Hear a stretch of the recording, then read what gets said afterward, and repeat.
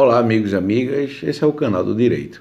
Dando continuidade, às nossas aulas, nossas exposições sobre as tutelas de urgência, cremos que esse é o último vídeo.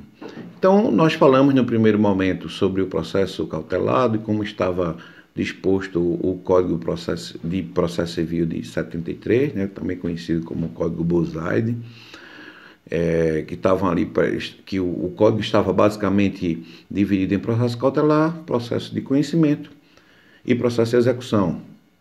Depois nós falamos sobre as medidas cautelares típicas e as atípicas, E depois, no último vídeo, falamos especificamente sobre o Instituto da Tutela Antecipada.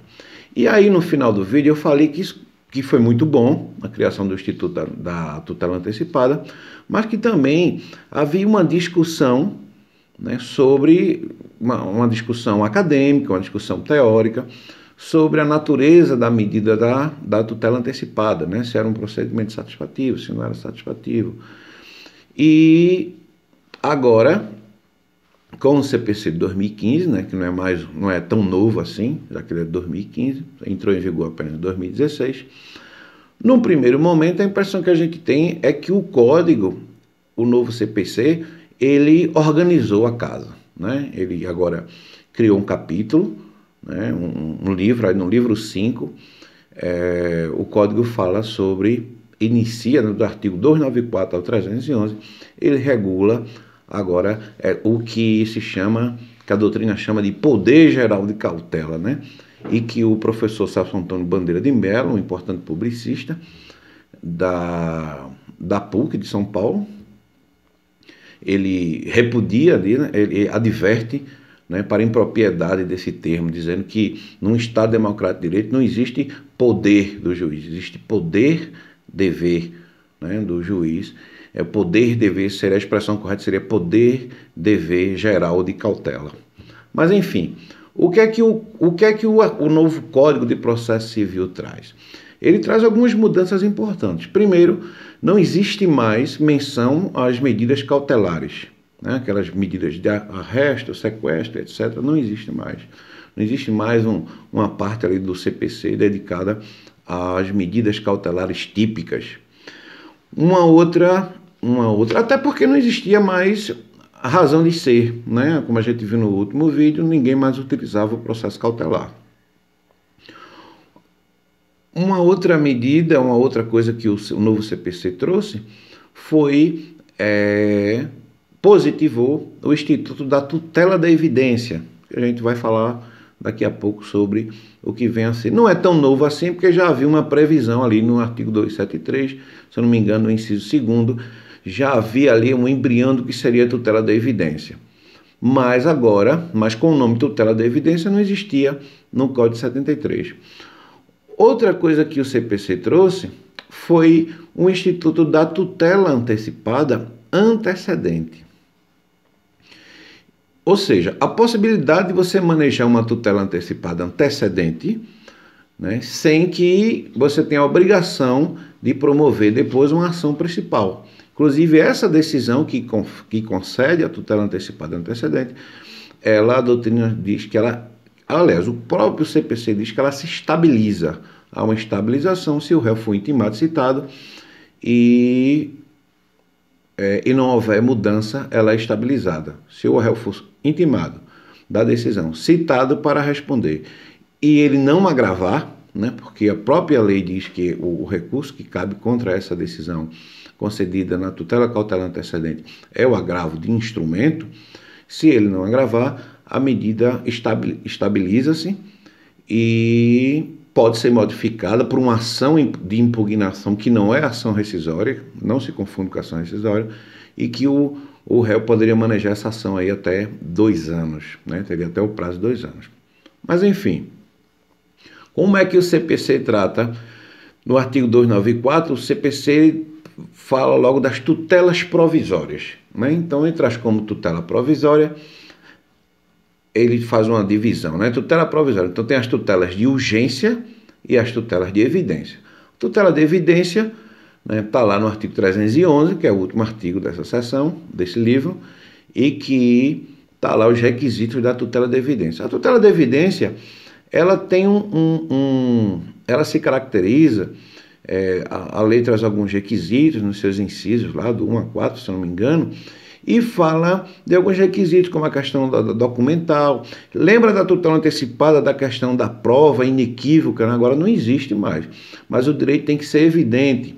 Mas, por exemplo, pode ser concedida quando houver abuso de defesa ou manifesto, ou defesa, né, que fica ali manifesto o propósito protelatório do réu, né, aquela defesa só para procrastinar. Isso é a tutela de evidência. E tem a tutela de urgência. As tutelas de urgência, aí sim, nós temos na tutela de urgência a tutela cautelar e a tutela, né, a criação da antecipação da tutela. Tutela cautelar, quando estiver aquele requisito lá, né, do perigo da demora e da fumaça do bom direito, e cuja finalidade seja garantir o resultado útil do processo de conhecimento. Não mudou nada. E a antecipação da tutela também está presente ali a fumaça do bom direito e o perigo da demora. Porém, qual a diferença da tutela antecipada para a tutela cautelar?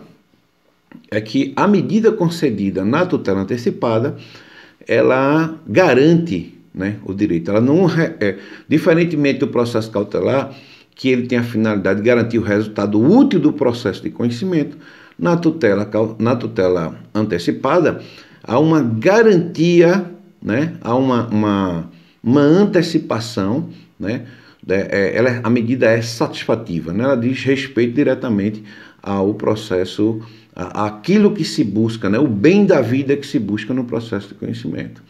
Então vamos lá, só para a gente sistematizar o conhecimento. O CPC traz tutela provisória, dentro das tutelas provisórias traz a tutela de evidência e a tutela de urgência. Dentro das tutelas de urgência traz a tutela cautelar e a antecipação da tutela. Ok? Segura aí. Cumpre-nos agora, né? Então, no primeiro momento, a impressão que a gente tem é que o código resolveu. O novo CPC ele resolveu aquele velho dilema, aquela velha discussão de quando é que a medida é satisfativa e ela diz direito, ela dialoga diretamente com o objeto da ação de conhecimento e quando ela é simplesmente uma ação que visa garantir o resultado útil do processo de conhecimento. E aí seria o processo cautelar. No primeiro momento, o CPC animou a comunidade jurídica, os processualistas, porque pensávamos que a intenção do código foi resolver isso. Lei do engano. Segundo o professor Cássio Scarpinella Bueno, não mudou nada, né? Apesar, na verdade, o professor Cássio Scarpinella Bueno, ele fala exatamente que a pior parte do código do novo CPC é exatamente esse tratamento das tutelas provisórias. Diz que não foi resolvida a questão, não ficou muito claro. Disse que o legislador criou, inclusive, alguns monstros, as aberrações, principalmente no que diz respeito à questão dos prazos. Por exemplo, na tutela cautelar antecedente, você tem 15 dias, né? O réu teria 15 dias para agravar do instrumento. Mas se ele indeferir, se o juiz indeferir o pedido de tutela cautelar antecedente, o réu teria apenas, o autor teria 5 dias, né? Então, assim, ele não, além de outras coisas, assim, que aquela diferença, né, que a gente falava, aquela discussão acadêmica sobre a natureza da medida, se era para garantir o resultado útil do processo de conhecimento, ou se era uma medida satisfativa que guardava relação diretamente com o mérito, isso não foi solucionado pelo novo CPC, né? Então, segue aí a discussão, a doutrina ainda vai, né, gastar muitas linhas para falar dessa questão. Mas, enfim, o que a gente tem hoje é que, quando a gente fala de tutela provisória, e nós falamos de tutela de urgência, nós temos o pedido de tutela antecipada, de antecipação de tutela, e o pedido de cautelar, pedido cautelar. O pedido cautelar não mudou muita coisa, pode ser promovido, né, ajuizado de forma antecedente e incidental. A novidade é a antecipação da tutela, que poderia ser parcial ou total, mas que poderia, pelo CPC de 1973, só podia ser manejado de forma incidental. Lembra que a gente falou ali que na petição inicial você fazia ali uma preliminar, um pedido de antecipação de tutela. Ou então o réu, na contestação ou na reconvenção, também fazia ali um pedido, poderia formular um pedido de antecipação de tutela. No CPC, no novo CPC, no CPC de 2015, essa tutela antecipada, ela pode ser requerida de forma antecedente. Então, vamos imaginar que você seja advogado e que o seu cliente lhe procure de madrugada dizendo que o plano de saúde recusou realizar um procedimento cirúrgico. O advogado não vai ter tempo de fazer aquela petição inicial, bem acabada, tal, colocar tudo. O que é que ele faz? Faz uma petição onde ele pede que o juiz conceda de forma antecipada, né, a tutela, que é o que? A realização da cirurgia. Certo? Então, depois o autor da ação, ele pode emendar essa petição, ele é intimado para emendar essa petição, que na verdade ele vai ali colocar nessa emenda o pedido, né, o pedido principal. Na verdade, a lei exige que o advogado, na tutela antecedente, ele já atribua o valor à causa, que tem que ser o valor da causa, inclusive do pedido principal, que ele nem sabe ainda qual é, e que ele também aponte qual vai ser a ação que ele vai manejar. Veja assim, esse artigo é profundamente criticado pela doutrina, inclusive o professor Cássio, que eu já citei, ele faz uma crítica, né, contundente em relação a esse artigo, porque ele diz que num exemplo como esse, por exemplo, o que garante, né, qual é a distinção aí de que isso é uma antecipação de tutela ou é um resultado, ou é uma ação cautelar, para garantir o resultado útil do processo. Porque como eu vou entrar, como o autor pode entrar com uma ação principal, né, para emendar inicial, complementar o pedido, pode ser que ele tenha outro pedido ali, que seja o pedido, por exemplo, de revisão de cláusula contratual. E aí a realização da cirurgia não dizia respeito ao todo do pedido. Então, a velha discussão, né, sobre as medidas que garantem o resultado do processo, ou que são antecipação mesmo do provimento jurisdicional, da tutela do pedido principal, permanece. Então, eu quero falar ainda aqui para vocês que o professor Fred Didier, por exemplo, ele fala que qual seria a natureza, né, da estabilização. A estabilização da tutela cautelar antecedente, se não for recorrida, né, pelo réu, ela vira coisa julgada? Não faz coisa julgada.